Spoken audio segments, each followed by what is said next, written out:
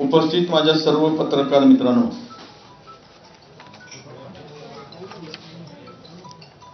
सत्ताधारी पक्षाकडून वैयक्तिक चहा पाण्याचं निमंत्रण काल आम्हाला मिळालं. गेली अनेक वर्षाची परंपरा आणि प्रथा हे निमंत्रण विरोधी पक्षाला दिलं जातं.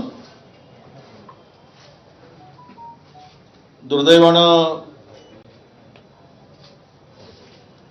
सत्ताधाऱ्यांची मनसुबा आहे की विरोधी पक्षनेता दोनही सभागृहाचे नाही आणि दोनही सभागृहाचे विरोधी पक्षनेते रिक्त आहेत,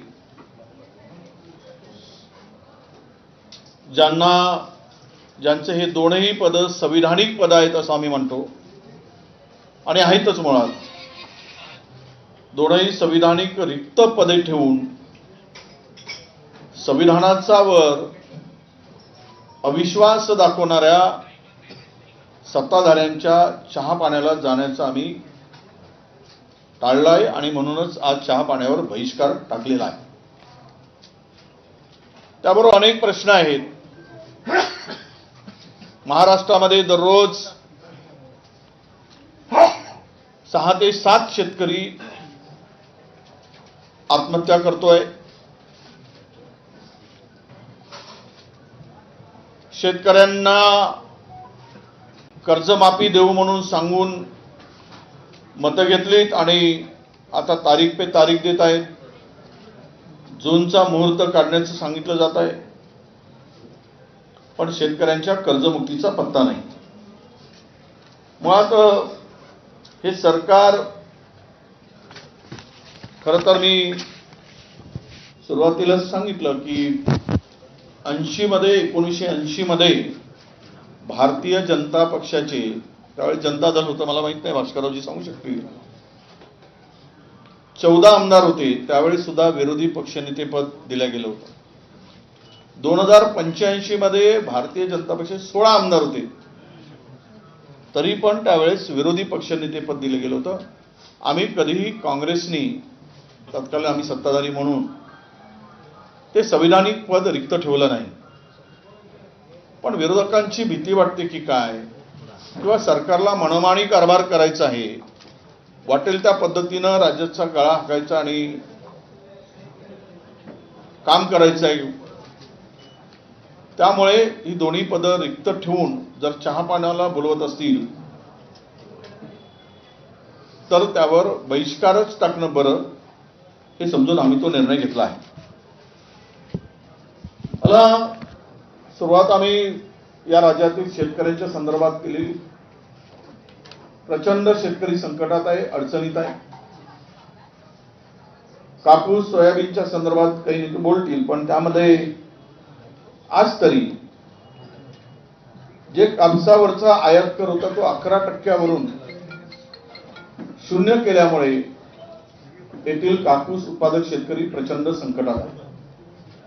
लांब धाग्याचा कापूस हेक्टरी 30 क्विंटल घेण्याचा आता नवीन सुधारित जाहीर आणला, तरी त्यामध्ये विदर्भातील अनेक शेतकरी जो सीसीआयला कापूस पाहिजे तो कापूस उत्पादन करत नाही. म्हणजेच या कापूस उत्पादक शेतकऱ्यांना वाऱ्यावर सोडण्याचं काम या सत्ताधाऱ्यांकडून होतो आहे. दररोज त्यामुळेच आत्महत्या करणाऱ्या शेतकऱ्यांचा आकडा रोज 8 शेतकरी आपल्याला दिसत आहे. खरं तर देशभरामध्ये 1,12,000 शेतकऱ्यांनी आत्महत्या केल्या 2014 पासून, पण त्यातील 38.5% शेतकरी हे महाराष्ट्रातील आहेत. हे सत्ताधाऱ्यांना भूषणावं आहे का, हे या ठिकाणी विशेष करून सांगावं लागेल. राष्ट्रीय गुन्हे नोंद विभागाच्या NCRB आकडेवारीनुसार महाराष्ट्रात 2025च्या पहिल्या 8 महिन्यात 1,183 शेतकऱ्यांनी आत्महत्या केल्या आणि 2024 मध्ये तर हा आकडा दररोज सरासरी 7 प्रमाणे होता. म्हणजे 2,706 शेतकऱ्यांनी आत्महत्या केलेल्या आहे. यावरूनच विदर्भ आणि मराठवाड्यातला शेतकरी कुठल्या संकटात आहे हे आपल्या सगळ्यांना या ठिकाणी दिसून येईल. कसले नतभ्रष्ट सरकार, तीनही जण भांडत आहेत, पण शेतकऱ्यांच्याकडे मात्र यांचं लक्ष नाही। यांनी जो प्रस्ताव पाठवला गेला ते म्हणतात की 27 नोव्हेंबरला प्रस्ताव पाठवला। केंद्रीय मंत्री कृषी मंत्री म्हणतात की आमच्याकडे अतिवृष्टी संदर्भातला मदतीचा प्रस्तावच आला नाही, तो प्रस्ताव कदाचित गृहमंत्र्याकडे अडकून पडला होता, अशी काही चर्चा आहे। आणि अद्यापही राज्याला कुठलीही शेतकऱ्यांच्यासाठी मदत मिळाली नाही। अशा शेतकरी विरोधी सरकारच्या चहा पाण्याला जाण्याचं औचित्य आम्हाला वाटत नाही। मी या पलीकडे पुन्हा सांगेल आपल्याला की राज्यामध्ये शेतकऱ्यांचा अवमान करण्याची चढाओढच चालली आहे। अजित पवार आमचे उपमुख्यमंत्री म्हणतात की हे शेतकरी फुकटे आहेत, यांना कितीही कर्ज दिला तरी व्याजाचे पैसे 0% व्याजदराने दिल्यानंतरही हे फुकटे कर्ज नाही फेडत नाही आणि सारखं फुकट कर्ज कसं मिळेल यासाठी ताव फोडत असतात। हे म्हणणारे राज्याचे एक उपमुख्यमंत्री आहेत। शेतकऱ्यांना फुकटं म्हणून हिणवणाऱ्यांना आणि राधाकृष्ण विखे पाटलांनी तर कहरच केलाय। सोसायटी काढायची, कर्जबाजारी व्हायचं, पुन्हा कर्ज मागायचा, हा नवीन धंदा शेतकऱ्यांनी सुरू केलाय असं ते विखे पाटील म्हणतात। म्हणजे या राज्यातील या नेत्यांनी, भारतीय जनता पक्षाच्या आणि सत्तेतील नेत्यांनी पदोपदी शेतकऱ्यांच्या भरोशावर मोठे होऊन शेतकऱ्यांचा अवमान करायचं ठरवलं असेल तर अशा शेतकऱ्यांचा अवमान करणाऱ्या सरकारच्या संदर्भात त्यांना शेतकऱ्यांची मदतच करायची नाही, अशा नतभ्रष्ट लोकांच्या चहा पाण्याला जाण्याचं आम्ही टाळलेलं आहे। राज्याची तिजोरी खाली झाली आहे। 9,32,000 कोटी रुपयाचं कर्ज राज्यावर आलेलं आहे आणि यामध्ये विशेष करून राज्याच्या उत्पन्नाचा मोठा हिस्सा जवळपास 22% कर्ज आणि व्याज फेडण्यामध्ये जातो आणि यामध्ये राज्याची आर्थिक स्थिती पूर्णतः बिघडलेली आहे आणि राजकोषीय तूट सुद्धा प्रचंड वाढली आहे। निधी वाटपामध्ये सुद्धा प्रचंड भेदभाव। विकासासाठी निधी फक्त मुंबई, पुणे, ठाणे इन्फ्रास्ट्रक्चरवर आणि 25% कमिशनसाठीच हा निधी वापरला जातो। निकृष्ट दर्जाची कामं केली गेली आहे। मेघा इंजिनिअरिंग सारख्या कंपनीवर 3,000 कोटी रुपये अतिरिक्त खर्चवून म्हणजे तिजोरीवर बोजा टाकून टेंडर दिल्यामुळे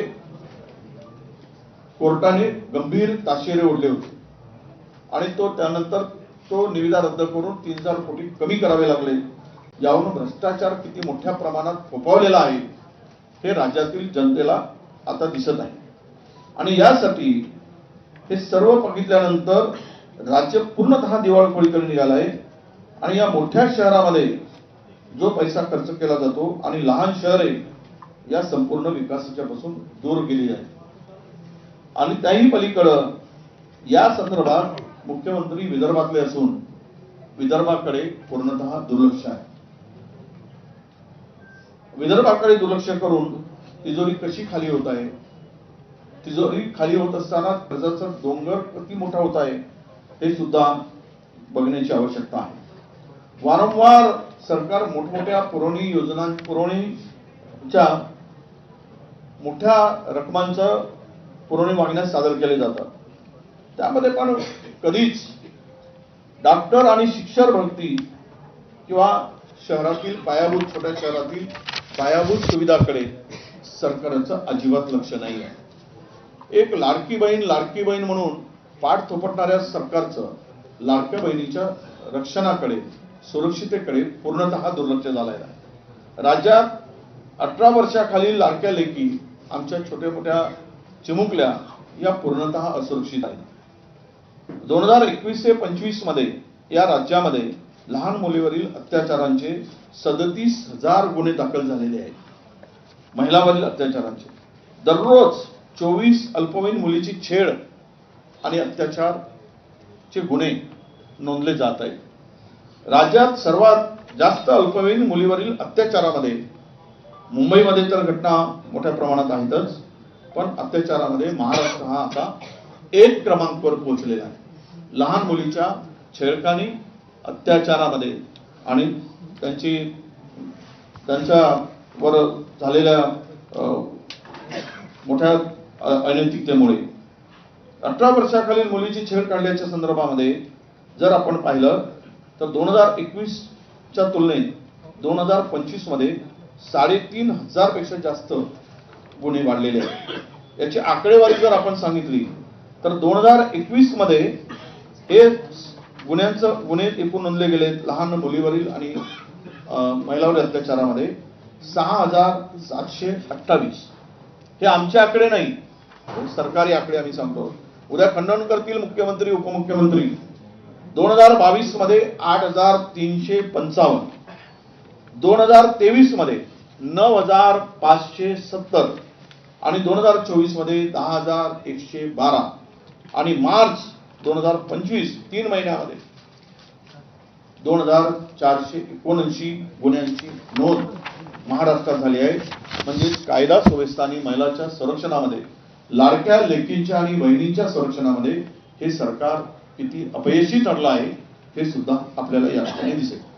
मग त्यामध्ये कायदा सुव्यवस्थेचं वाटोळ करताना संतोष देशमुख, सोमनाथ सूर्यवंशी आणि यामध्ये झालेले असे अनेक प्रकारचे गुन्हे. संतोष देशमुख हत्या प्रकरणातला आरोपी कृष्णा आंधळे हा अजूनही भेटत नाही, तो अजूनही फरार आहे. कोर्टामध्ये हे प्रकरण धीम्या गतीनं सुरू आहे. परभणी येथील आमचा सोमनाथ सूर्यवंशी यांची आत्महत्या पोलिसांनी केली असं कोर्टाने म्हटलं आहे. त्यावर सांगितलं पोलीस जबाबदार आहे, पोलिसांवर कुठलीही कारवाई होत नाही. आमचे राहुलजी या ठिकाणी भेटून गेले, SIT नेमून तपास करण्याचे आदेश सरकारने दिले, पण पोलिसांवर गुन्हे दाखल अजूनही होत नाही आणि पोलिसांनी त्याचा खून केलाय सिद्ध झालेला आहे. सरकार पोलिसांना पाठीशी का घालताय हा खरा प्रश्न या ठिकाणी उपस्थित होतो आहे. म्हणजे एकूणच कायदा सुव्यवस्था बघितली तर गुन्ह्यांचं राज्य राज्यावर आता प्रस्थापित होताना दिसतो आहे. जिथे तिथे ही कुंड मंडळी राजाश्रयामुळे प्रचंड भर दिवसा असेल रात्री असेल काळजी न करता लोकांचे खून करत आहेत. पुणे हे आता महाराष्ट्रातील गुन्ह्यांचं कॅपिटल हब होताना आम्हाला दिसतंय. एवढ्या मोठ्या प्रमाणात तिकडे गुन्हे होत आहेत कारण तेथील अधिकाऱ्यावर सरकारचा पूर्णतः आशीर्वाद आहे. जे पूर्वी नागपुरात होते, नागपुरात गुन्हेगारी वाढली, आता ती गुन्हेगारी पुण्यात वाढताना फोफावताना आम्हाला दिसत आहे. यातूनच अलीकडे झालेली घटना अनेक आहेत. त्यामध्ये आम्ही नाव आता आम्ही मुख्यमंत्र्यांना जे पत्र पाठवतो त्यामध्ये त्याचा उल्लेख केलेला आहे. वाघ आणि बिबट्यांच्या मध्ये प्रचंड माणसांचा मृत्यू होत आहे, शेतकऱ्यांचा मृत्यू होत आहे. मागच्या अधिवेशनापासून आतापर्यंत एकट्या विदर्भामध्ये 75 माणसांचा मृत्यू झाला. 75. त्यांची फोटो, ते शेतकरी कोणत्या ठिकाणी झालं, शेतात किती माणसांचा मृत्यू झाला शेतकऱ्यांचा, याची सर्व माहिती आमच्याकडे आहे. आणि यामध्ये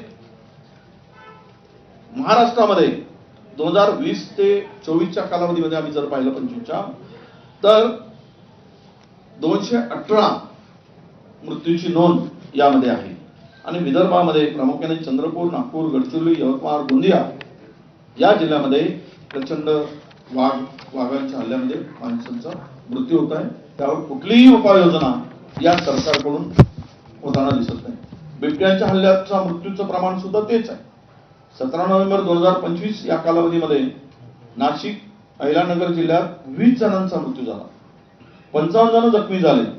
बिबट्यांच्या हल्ल्याच्या मध्ये 4,651 घटनांमध्ये पशुधनांचं सुद्धा प्रचंड नुकसान झालेलं आहे, पशुधन मारलं गेलं आहे.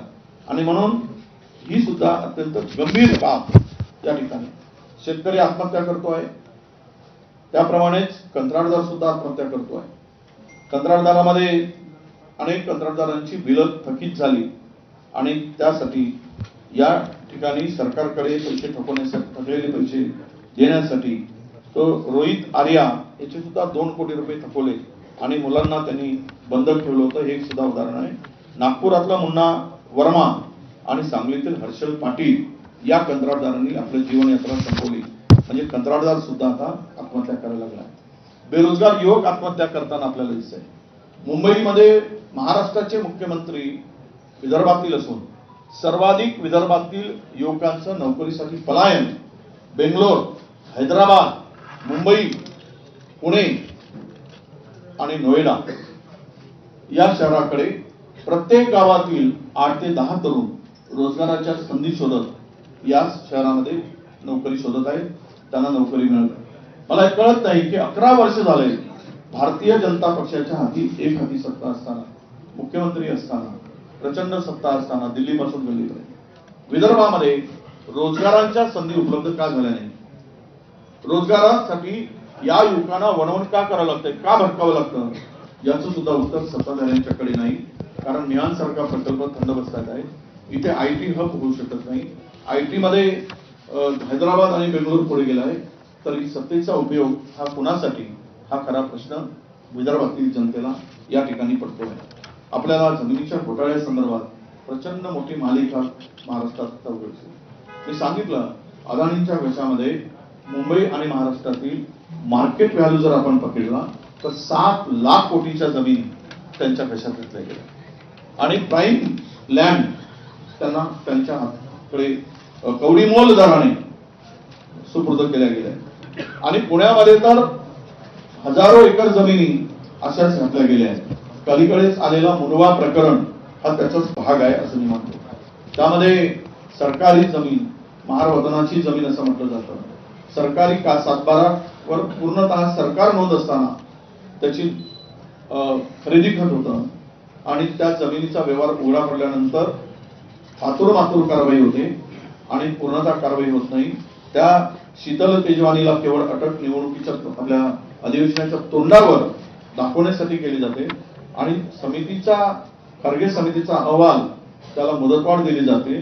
यातून हे प्रकरण इतकं गंभीर आहे की ज्यांच्याकडे 99% शेअर आहेत ते मोकाट आहेत आणि ज्यांच्याकडे 1% शेअर आहे त्यांच्यावर कारवाई होते आहे. यावरूनच सरकारची कुणाला वाचवण्याची भूमिका आहे हे आता स्पष्ट दिसत आहे. आणि अटक केलेल्यांना VIP ट्रीटमेंट दिली जाते हे सुद्धा महायुती सरकारचा अजब न्याय आहे असं म्हणायला हरकत नाही. नुसतीच आश्वासनं आणि योजना बंद करण्याचा निर्णय, आश्वासनं द्यायची की आम्ही हे करू ते करू, छाती बदलून सांगायचं, गळ्याच्या नसा दिसेपर्यंत सांगायचं आणि काम मात्र कुठेच दिसत नाही. आश्वासनं पण योजना कोणत्या बंद केल्या? महायुती सरकारच्या काळामध्ये घोषणा मोठ्या झाल्या, पण आधी शेतकऱ्याची कर्जमाफी झाली, ती झाली नाही. लाडक्या बहिणीला 2100 रुपये देणार होते, ते झाले नाही. मुख्यमंत्री असताना आपल्या मागच्या वेळेस आनंदाचा शिधा बंद पडलाय. 1 रुपयात पीक विमा बंद झालेला आहे. स्वच्छता मॉनिटर बंद झालेला आहे. एक गणवेश एक राज्य एक गणवेश त्याची अंमलबजावणी नाही. लाडक्या भावाला अप्रेंटिसशिप दिली, ती बंद पडली. योजना दूत मुख्यमंत्री योजना ती बंद पडली. मुख्यमंत्री तीर्थ योजना ती सुद्धा बंद आहे. नमो कामगार कल्याण योजना ती बंद झाली. नमो शेततळे योजना अभियान ते सुद्धा बंद झालं. नमो गरीब व मागासवर्गीय सन्मान योजना ती सुद्धा बंद झाली. नमो ग्राम सचिवालय योजना ही सुद्धा बंद पडली. नमो आदिवासी स्मार्ट शाळा योजना ही सुद्धा बंद झाली. नमो दिव्यांग शक्ती योजना अशी नावं देतात की जसा काय उद्धारच उद्धार चाललाय, सगळ्याचा उद्धार करायला निघालाय. अशा पद्धतीनं नमो दिव्यांग शक्ती योजना ती सुद्धा बंद पडली. नमो तीर्थस्थळ व गडकिल्ले संवर्धन योजना ती सुद्धा कागदावरच आहे. मग या योजनांचं काय झालं? योजना कशाला केले? कोणाचं आम्ही करत असाल तर मग त्यातून तुम्ही त्या योजना सुरू का ठेवल्या नाही? तिजोरी लुटून खाली. तिजोरीच्या लुटणीसाठीच आत्ताची सध्या भांडणं आहेत. निवडणुकीमधला सगळा प्रकार पाहिला आपण. पैशाचा अमाप वापर झाला. आता आम्ही ऐकलंय की त्र्यंबकेश्वरमध्ये एका मताला 50,000 रुपये मोजले गेले. याचाच अर्थ असा आहे की कुंभमेळ्यातला पैसा उद्या मिळवण्यासाठी, सत्ता टिकवण्यासाठी, सत्ता हातात ठेवण्यासाठी 50,000 रुपये मोजले जात असतील एका मताला तर किती गंभीर आहे. मतदान यात म्हणजे मतदान केंद्रावर जाऊन आमदार महिलेला धमकवतात, त्याचा व्हिडिओ शूट करतात. काही कायद्याचा धाक राहिलाय. कुठे कायदा आणि सुव्यवस्था शिल्लक राहिली आहे? कायदा सुव्यवस्था करण्यामध्ये हे राज्य आता आघाडीवर गेलेलं आहे असं म्हणायला हरकत नाही. त्यामुळे या म्हणजे टीईटी मध्ये असलेला गोंधळ असेल हे आपण पाहिलंय. मी आपल्याला या सरकारची सर्व एक बेबंदशाही बेबंद कारभार, एकाचा पायपोस एकाच्या पायात नाही, एकमेकाशी प्रचंड भांडत असताना राज्याचं वाटोळं करण्याचं काम या ठिकाणी आपल्याला दिसतोय. शक्ती कायदा अजूनही अंमलात आला नाही. महाराष्ट्र कुठे नेऊन ठेवला 1 वर्षात, तर शेतकऱ्यांच्या आत्महत्येमध्ये महाराष्ट्र 1 क्रमांकावर आहे. महाराष्ट्र हा महिलांच्या अत्याचारामध्ये 1 नंबरवर पोहोचला आहे. महाराष्ट्रामध्ये लहान बालिकेवरील अत्याचारामध्ये 1 नंबरवर पोहोचलेला आहे. महाराष्ट्र ड्रग्स मध्ये सध्या 1 नंबरवर आहे. उडता पंजाबची पेक्षा वाईट स्थिती महाराष्ट्राची आहे. कुठेही त्यावर निर्बंध नाही.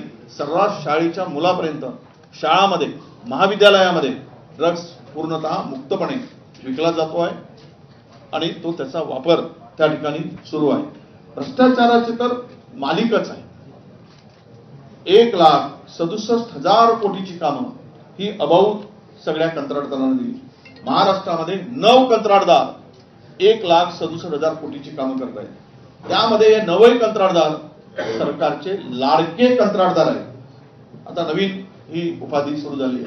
लाडकी बहीण होती, लाडका भाऊ होता, आता ते खड्ड्यात गेले आणि लाडका कंत्राटदार आता पुढे आलाय. काही कामं 33% अबाऊ दिले गेले. 33% अबाऊ. एटफार मध्ये मॅनेज करून दुसऱ्या कंत्राटदाराला त्या ठिकाणी कॉम्पिटिशन मध्ये भागच घेऊ द्यायचा नाही आणि एखाद्याने चुकून घेतलाच तर त्याला डिस्क्वालिफाय करायचं, त्याला अपात्र करायचं. अशा पद्धतीनं भ्रष्टाचाराची मालिका या राज्यामध्ये सुरू आहे. महिला बाल कल्याण विभागामध्ये असेल, मेळघाट पूरक योजने पोषण आहार मध्ये निरंतर पुरवठा सुद्धा, त्याच्यामध्ये बाल मृत्यूचं प्रमाण मोठं आहे. मी सांगितलं की 0 ते 1 वर्ष वयोगटातील या 3 वर्षामध्ये 45,668 नवजात बालकांचा मृत्यू झाला आहे. नवजात बालकांचा 0 ते 1 हा मोठा आकडा आहे आणि यामध्ये त्या मेळघाट सारखे भागामध्ये हे मोठं प्रमाण आहे. शालेय पोषण आहार योजनामध्ये भ्रष्टाचार झालाय. शहर व ग्रामीण भागामध्ये मोठ्या प्रमाणात वाढत असलेले महिलांचे अत्याचार आणि बलात्कारांचे गुन्हे सांगितलं आहे. राज्य शासनाच्या विविध प्रकल्पासाठी जो निधी घेतला आहे त्याचं कुठेही नियमात बसवून खर्च केलेला नाही.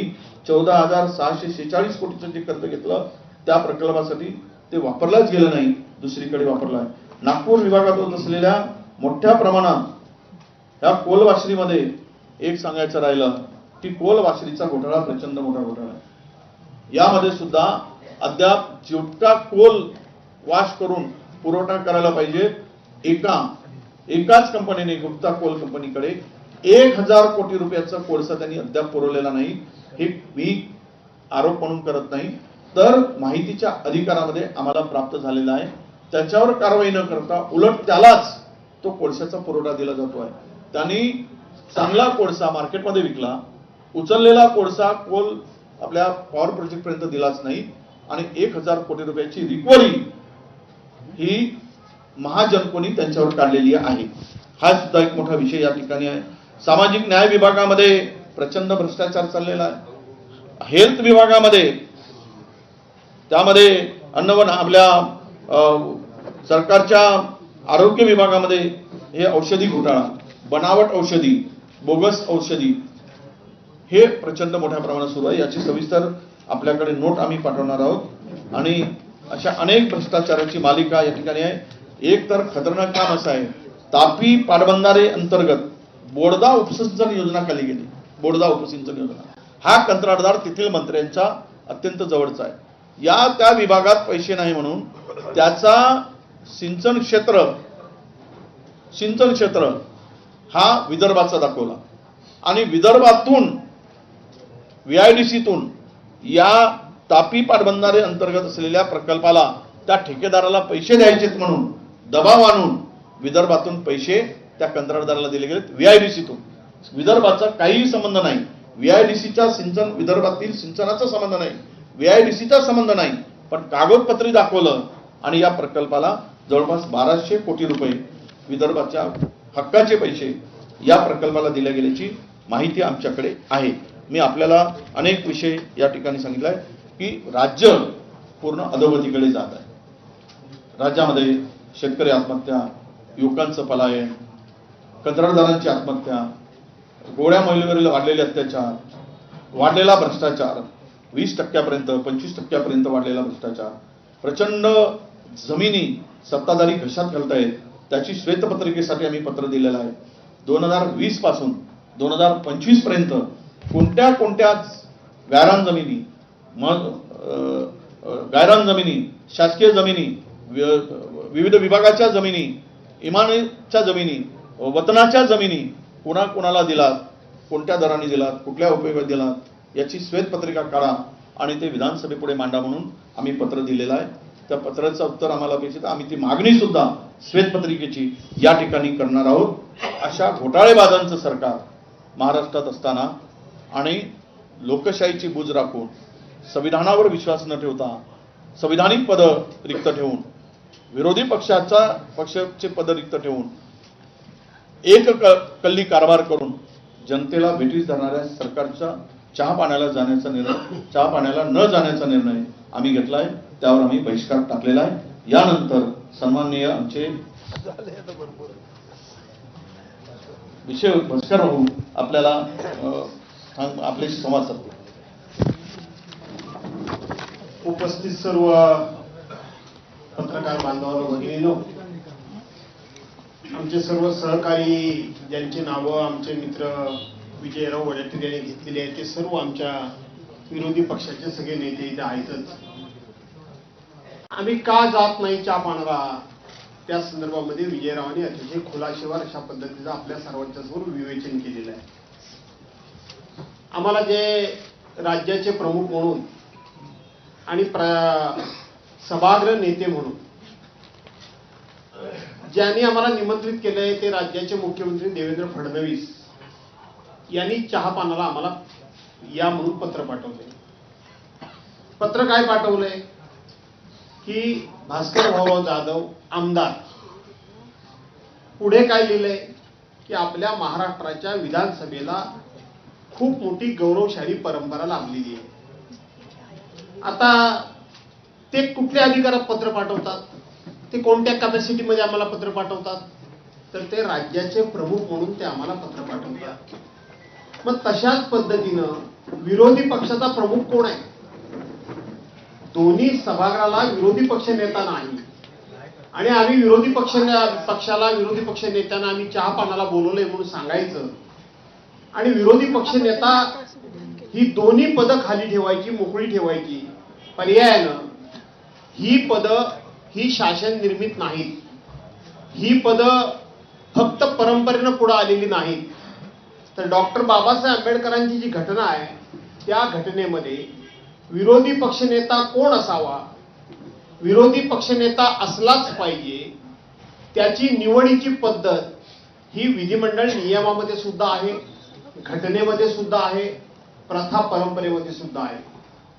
आज सगळ्यात काय सांगितलं जायचं की एकूण सदस्य संख्येच्या 10% सदस्य असल्याशिवाय विरोधी पक्ष नेता पद निवडता येत नाही.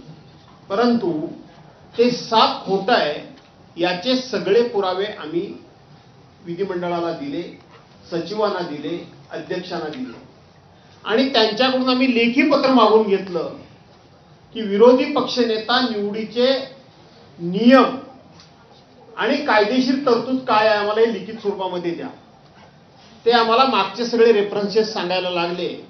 ते म्हटलं आमच्याकडे सगळे जाईल, आम्हाला कायदेशीर तरतूद काय आहे ती सांगा, लिखित स्वरूपामध्ये नियमामध्ये तरतूद काय ती सांगा. आणि शेवटी सचिवांना, प्रधान सचिवांना पत्र द्यावं लागलं की अशा पद्धतीनं कुठेही सदस्य संख्येची अट विरोधी पक्षनेता निवडी करता नाही.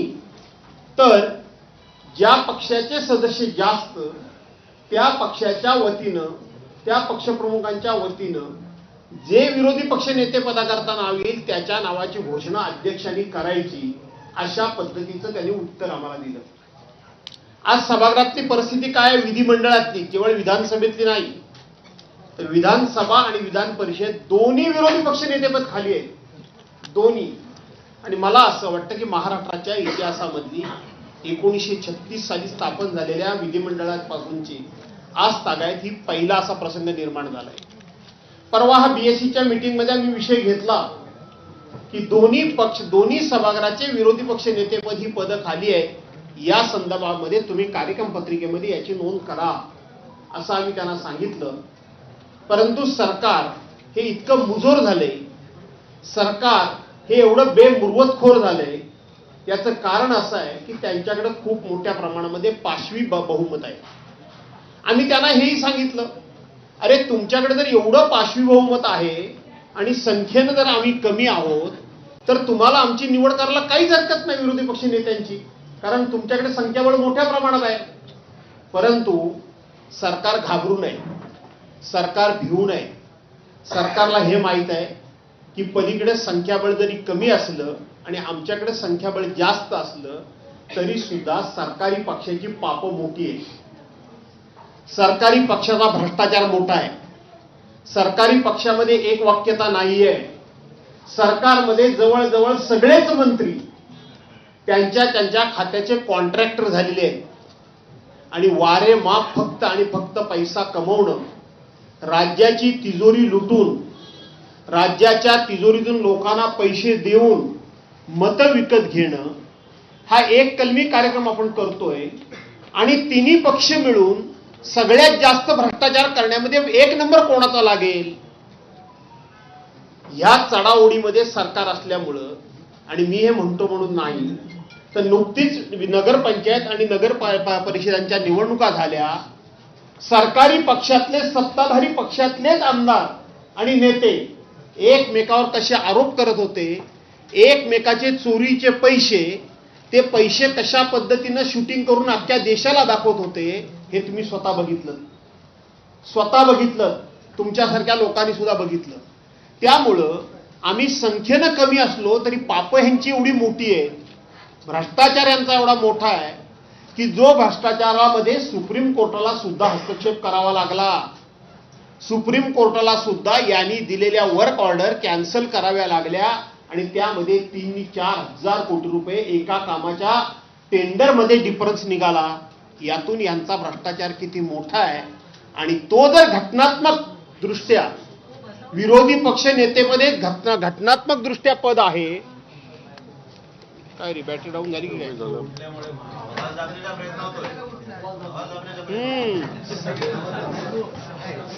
माझा आवाज येतोय का?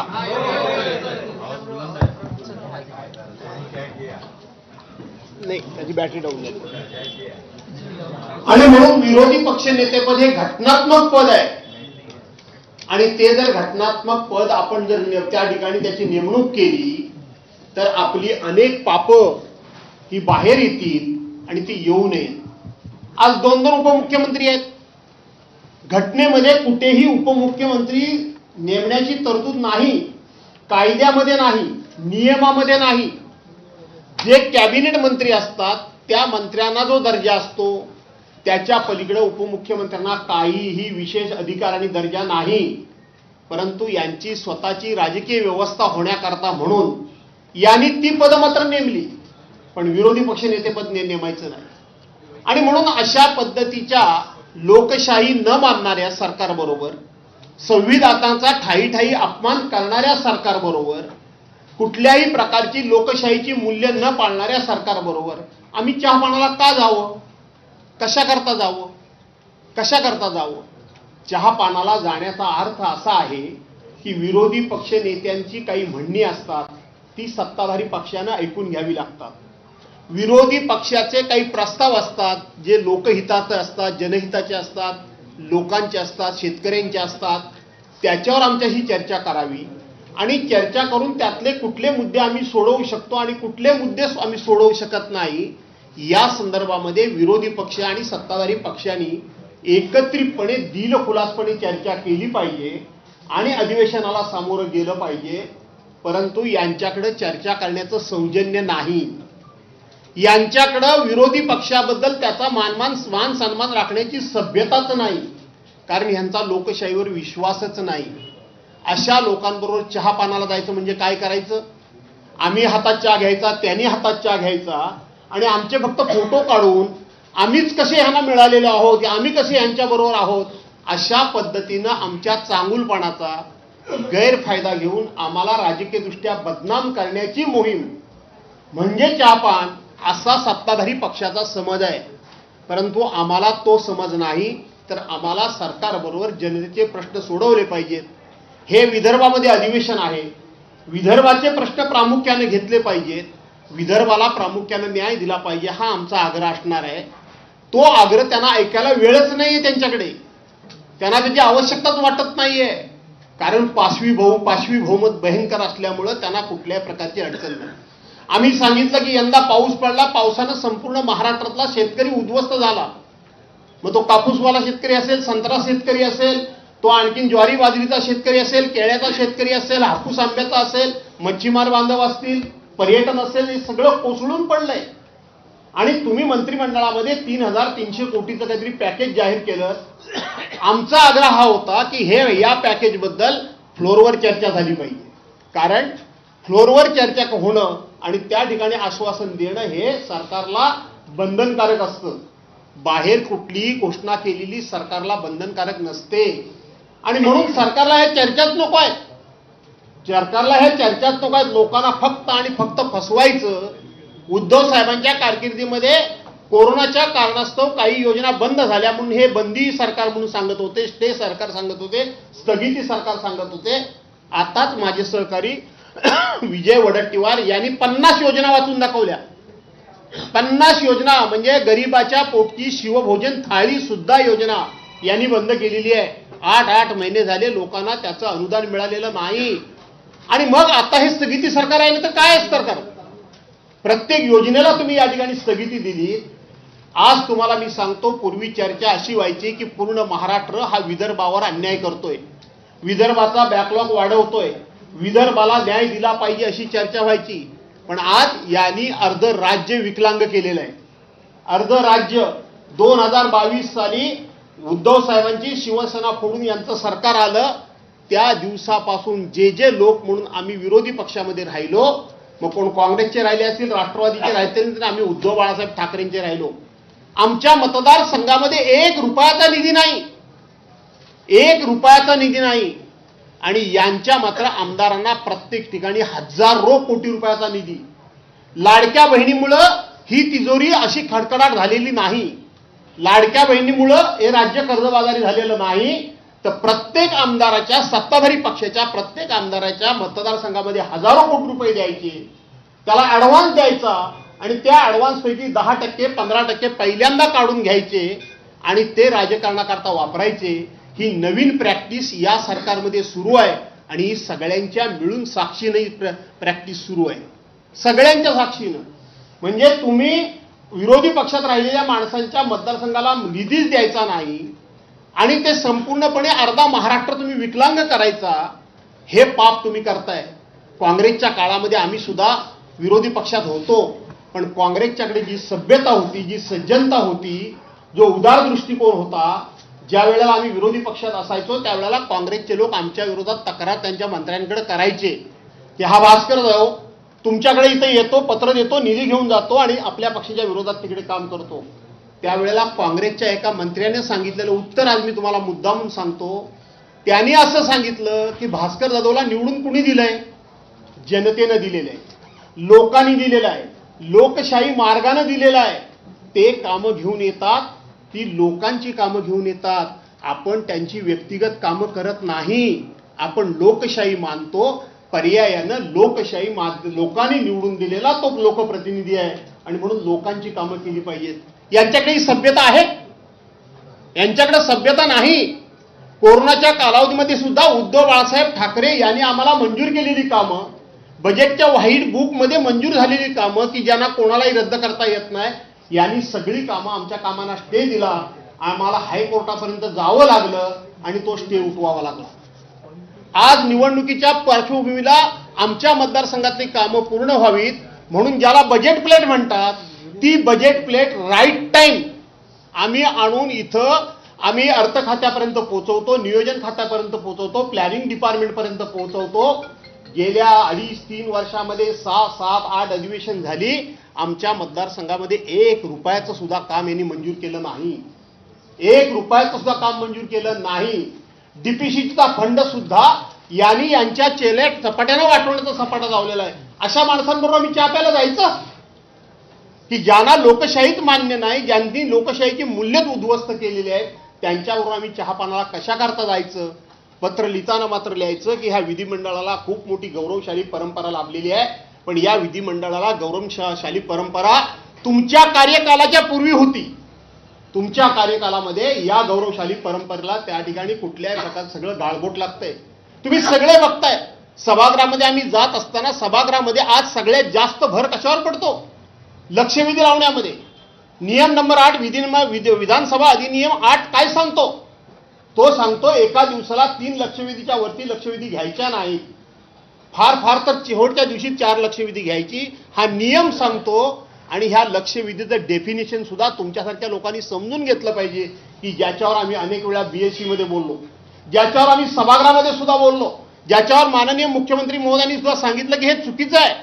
आम्ही लक्षवेधी मांडत असताना ती डेफिनेशन मध्ये असताना आमच्या लागत नाहीत. 2 वर्षाच्या, 4 पूर्व वर्षाच्या, 8 वर्षाच्या, 10 वर्षापूर्वीच्या आणि जास्तीत जास्त बिल्डरच्या लक्षवेधी लागतात. आणि तुम्ही बघितलं असाल की मुख्य कामकाज करायला नेहमी संध्याकाळी 5 ते 6 वाजता.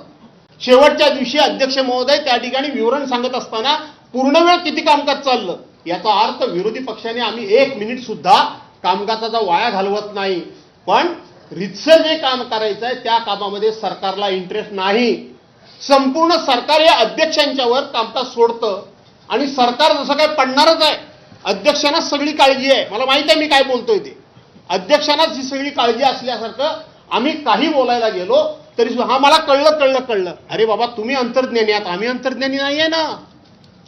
तुम्ही मला एक असा दाखवा मंत्री की फक्त देवेंद्र फडणवीसांनी प्रस्तावाला उत्तर दिल्याच्या ऐवजी कुठल्या मंत्र्यानं गेल्या 400 अधिवेशन मध्ये उत्तर दिलं. एक मंत्री दाखवा. विस्तारनं उत्तर झालं, प्रश्नोत्तर झाली, असं एक नाही. अधिवेशन कशाला म्हणतात? अधिवेशन या अशा गोष्टीने अधिवेशन म्हणतात की जे सभागृहाची ज्या ठिकाणी ज्याला दुय्यम स्थान आहे ज्या कामकाजाला, ते काम प्रथम. मंगळवारी सत्ताधारी पक्षाचा ठराव असतो आणि गुरुवारी विरोधी पक्षाचा असतो. मागपासूनची सगळी अधिवेशन काढून बघा तुम्ही, कधीही त्या दिवशी मांडलेला प्रस्ताव पूर्ण झालेला नाही. तो 2-2, 3-3 आठवडे पुढे जातो आणि मग शेवटी क्लब करायचं आणि एकदाच कोणीतरी एकाने उत्तर द्यायचं. हे काही कामकाज चालतं सरकारचं? अशा पद्धतीनं सरकार जर कामकाज चालवत असेल तर त्या सरकारबरोबर आम्ही चहापानाला जायचं?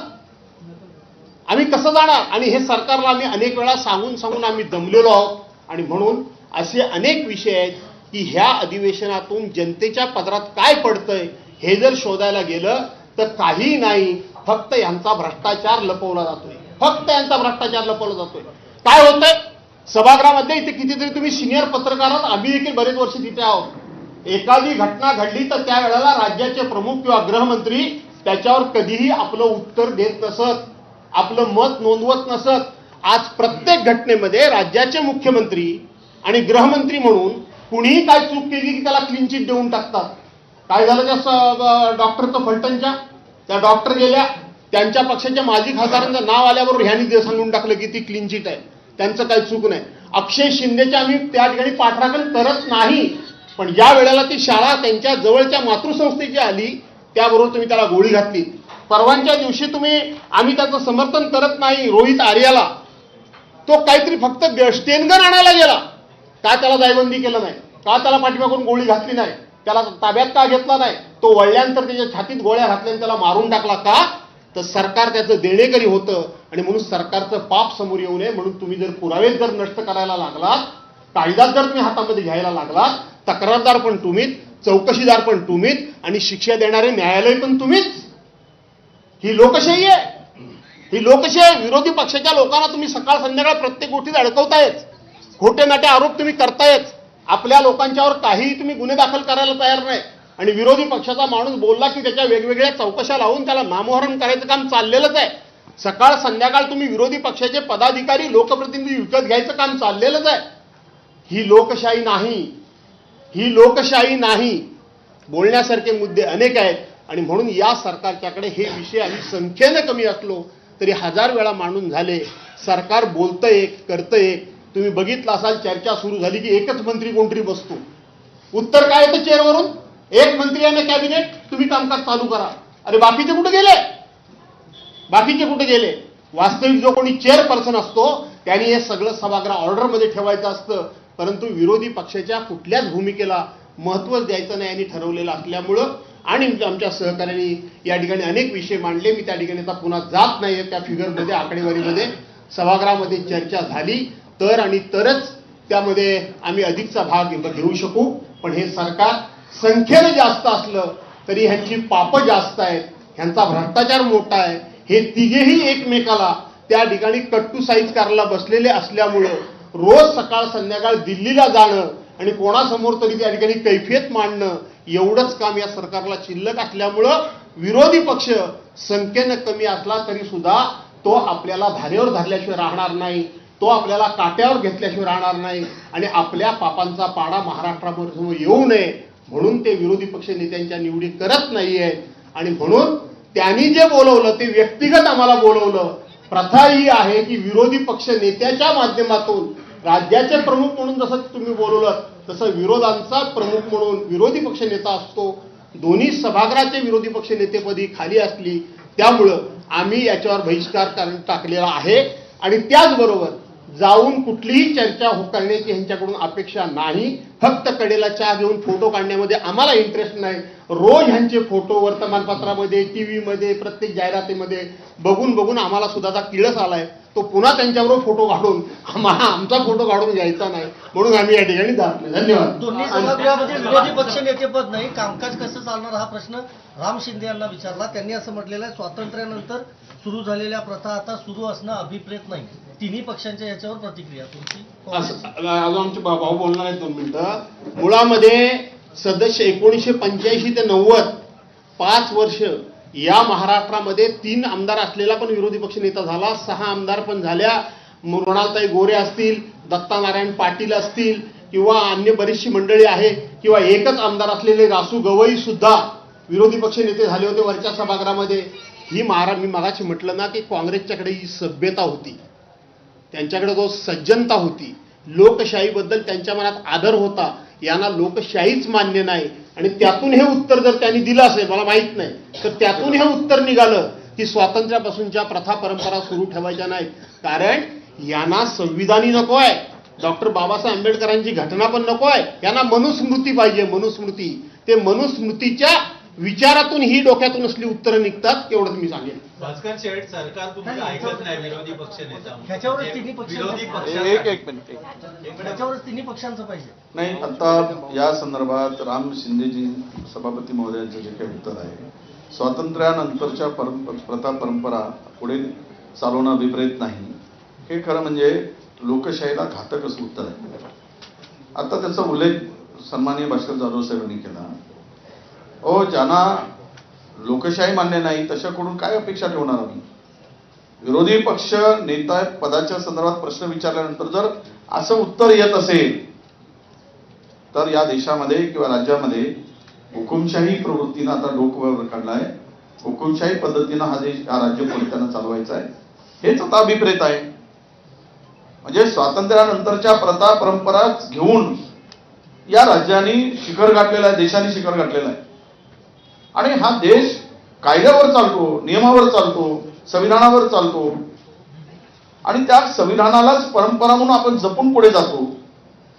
पण दुर्दैव म्हणावं लागेल की अशा पद्धतीचं जर वक्तव्य आलं असेल तर महाराष्ट्रासाठी ही दुर्दैवाची बाब आहे, एवढं मी म्हणेन. देशमुख साहेब देतो देशमुख साहेबांना. राम शिंदेना फक्त एवढीच आठवण करून द्या की राम शिंदेचं सभापतीपद निवड होण्यापूर्वी 2.5 वर्ष विधान परिषदेला सभापतीच नव्हता. मग जेव्हा त्यांची निवड व्हायची वेळ आली तेव्हा त्यांनी सांगायला हवं होतं की मला निवडू नका, आहे तसं चालू ठेवा. ती होती ना काय ते तुमची ती होती आपली ही पुण्याची बाई, पुण्याची हा काय तो आवाज येतोय आवाज थोडे तुमचे असे फिरवून घ्या, ऊन दिसणार नाही. आता ते सरकवायला काही स्कोप नाही. असं आहे की सविस्तर असं अनेक विषयाच्या बाबतीत माननीय विजयजी वडेट्टीवार, माननीय भास्करजी जाधव यांनी अनेक महत्वाच्या मुद्द्याच्या बाबतीत त्या ठिकाणी विवेचन केलं. विदर्भामध्ये अधिवेशन होत आहे आणि विदर्भामध्ये अधिवेशन होत असताना विदर्भाचे जे अनेक प्रश्न आहेत त्या प्रश्नाला सुद्धा त्या निमित्तानं योग्य न्याय मिळाला पाहिजे. याच्यासाठी अधिवेशन जे फक्त 8 दिवसाचं ठेवलं ते जो विदर्भ करार आहे तो नागपूर करार आहे त्याच्यामुळे 6 आठवडे ठेवायला पाहिजे होतं, ते ठेवण्यात आलं नाही. आज विदर्भामध्ये शेतकरी अतिशय अडचणीत आहे. आज आपल्याला माहित आहे की सोयाबीनच्या बाबतीत सोयाबीन मोठ्या प्रमाणात विदर्भ मराठवाड्यामध्ये होतं. सोयाबीनचा हमी भाव जो आहे तो आहे 5,328 रुपये प्रति क्विंटल. हा सोयाबीनचा हमी भाव असताना सुद्धा आज शेतकऱ्यांचं सोयाबीन हे 3,3200-3300 रुपयापर्यंत विकलं जातं. सोयाबीनची आतापर्यंत खरेदी केंद्र या सरकारने चालू केली नाही. त्याचबरोबर कापसाच्या बाबतीत सुद्धा विजय भाऊंनी या ठिकाणी सांगितलं, परदेशातनं ज्या पद्धतीनं मोठ्या प्रमाणात कापूस महाराष्ट्रामध्ये किंवा भारतामध्ये आला पाहिजे याच्यासाठी जो कापसावर आयात कर होता तो 11% होता. 19 ऑगस्ट रोजी आदेश काढून सरकारने हा आयात कर 0% केला आणि त्याच्यामुळे मोठ्या प्रमाणात परदेशातनं कापूस या ठिकाणी येतोय आणि त्याच्यामुळे शेतकऱ्यांच्या कापसाला भाव नाही. याच्या मागे कारण काय की जे कापड तयार करणारे कारखानदार आहेत त्या कापड तयार करणाऱ्या कारखानदाराला स्वस्त दरामध्ये कापूस मिळाला पाहिजे. शेतकऱ्यांना कापसाचे भाव मिळाले नाही तरी चालेल, पण उद्योगपतीला त्या निमित्तानं स्वस्त दरात कापूस मिळाला पाहिजे त्याच्यासाठी हा निर्णय घेतला असं आम्हा सर्वांना वाटतं. आणि म्हणून हा कापसाच्या अतिशय अडचणीत आलेले शेतकरी संत्रा उत्पादक आणि मोसंबी या ठिकाणी विदर्भामध्ये मोठ्या प्रमाणात होते. आपल्याला सांगतो जेवढा जास्तीत जास्त मोसंबी बांगलादेशला जाईल तेवढे मोसंबी उत्पादक आणि संत्रा उत्पादक शेतकऱ्यांना भाव मिळतात. पण या बाबतीत चुकीच्या धोरणामुळे गेल्या 2 वर्षापासून मोसंबी याची निर्यात बांगलादेशला होत नाही. कालच मी पाहिलंय की कांद्याच्या बाबतीत काही निर्णय घेण्यात आले. 15,000 क्विंटल कांदा आता बांगलादेशला जाणार, त्याच्यामुळे कांद्याच्या बाबतीत काहीतरी योग्य निर्णय घेतला. मागणी आमची विदर्भाची अशी आहे की या ठिकाणी कांद्याच्या बाबतीत ज्या पद्धतीने निर्णय घेतला 2 वर्षापासून निर्यात संत्रा मोसंबीची बंद आहे आणि त्याच पद्धतीनं संत्रा बांगलादेशला आणि मोसंबी बांगलादेशला घेतली पाहिजे यासाठी सुद्धा 2 वर्षापासून राज्य शासन निर्णय घेत नाही. त्या बाबतीत सुद्धा योग्य निर्णय घेण्याची आवश्यकता आहे. विविध प्रश्न त्या निमित्तानं कर्जमाफीपासून अनेक प्रश्न या शेतकऱ्यांचे आहेत. त्यामुळे मोठ्या प्रमाणात विदर्भ आणि मराठवाडा आणि महाराष्ट्रामध्ये शेतकऱ्यांच्या आत्महत्या होत आहेत. त्याची आकडेवारी आमच्या विजय भाऊ दिली आणि या सर्व बाबतीत या राज्य शासनाने योग्य पाऊल उचलले नाही आणि अनेक विषय प्रलंबित आहेत. त्याच्यामुळे जे आमचे महाविकास आघाडीच्या माध्यमातून जे घटक पक्ष आहेत त्यांनी ठरवलं आहे की सत्ताधारी पक्षाच्या चहा पाण्याला जायचं नाही. भास्कर शेठ, तुमचं सरकार ऐकत नाही. तुम्हाला विरोधी पक्ष नेता पद बहाल केलं, पण जे उपमुख्यमंत्री पद आहे दोन्ही संविधानिक नाही सांगतात, तर त्याच्यासाठी तुम्ही कोर्टामध्ये का नाही जात? मला असं आहे की कोर्टामध्ये दाद मागणं, कोर्टामध्ये न्यायनिवाडा किती लवकर होतो तो उद्धव बाळासाहेब ठाकरे यांचं सरकार हे 22 जून 2022 पडलं. वास्तविक शेड्यूल 10A प्रमाणे त्याचा निकाल 60 दिवसात लागायला हवा होता. आता 60 महिने व्हायला आले. याच्यातूनच कोर्टात जाणं कितपत संयुक्तिक आहे की नाही याचा विचार तुम्ही करा. 12 आमदार हे राज्यपाल नियुक्त असतात. सरकारने दिलेली यादी राज्यपालांना बदलण्याचा अधिकार नाही.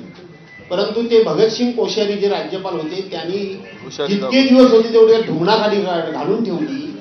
त्याचा निर्णय झाला नाही. त्यानंतर मध्ये कोल्हापूरचे सुनील मोदी या संदर्भामध्ये कोर्टामध्ये गेले. त्याला किती वर्ष झाली. त्यामुळं कोर्टामध्ये खूप लवकर निर्णय लागेल हा आम्हाला विश्वास असल्यामुळे आम्ही कोर्टात जात नाही. पटेल साहेब, काल विदर्भाच्या बाबतीत तुम्ही एक विधान केलेलं होतं. त्या संदर्भात आता शिवसेना ठाकरे गट देखील तुमच्या विधानाशी सहमत असणार आहे का? तुम्ही घेतलेल्या काँग्रेसच्या विधानाशी? त्यांना विचारा ना मला. कुठला विषय? नाही, त्या बाबतीत तुमचं काय मत? नाही कुठला? मी काल वेगळ्या विदर्भाच्या संदर्भात असं म्हणालो होतो की विदर्भामध्ये सामाजिक समानतेच्या दृष्टीनं वेगळ्या विदर्भाची जी मागणी अनेक वर्षापासूनची होती, ती मागणी भविष्यात आम्हाला पुढे नेण्यासाठी आम्ही हायकमांडशी चर्चा करू, एवढाच माझा विषय होता. आणि त्या हायकमांडशी आम्ही चर्चा करू. खरं तर आणि मागणी करणारे जे आहे ते सत्तेत बसले, आणा भाका घेऊन वगैरे आम्ही ते सगळं तुम्हाला माहित आहे की एफिडेव्हिट झाला, मतदान घेतला आणि मजा मारत आहे, तिजोरी लुटून खात आहेत. आता त्यांना विदर्भाचा विसर पडला आहे. उर्वरित विदर्भाचे मुख्यमंत्री असूनही उर्वरित महाराष्ट्राच्या दबावापुढे विदर्भाला पुरेसा निधी मिळत नाही आणि बॅकलॉग संपत नाही.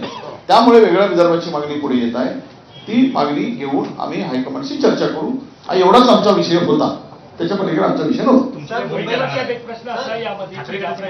असं आहे की आता ह्या काय नव्यानं भूमिका कोणाच्या समोर आलेल्या नाही.